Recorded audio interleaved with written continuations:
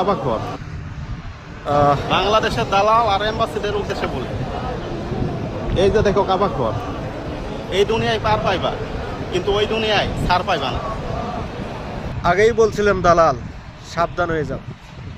আজকে আবারও প্রমাণ হলো দালাল মানুষকে কত ক্ষতি করে।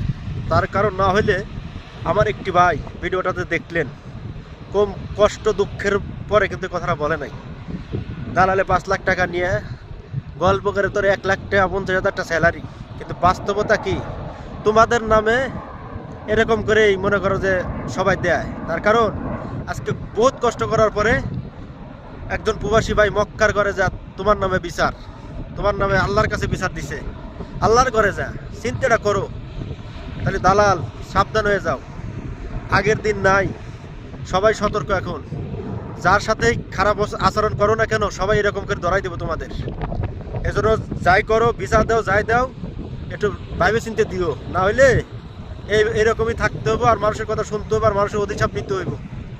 আপনারা কি বলেন? ভিডিওটা যদি ভালো লাগে অবশ্যই কমেন্ট করবেন সবাই।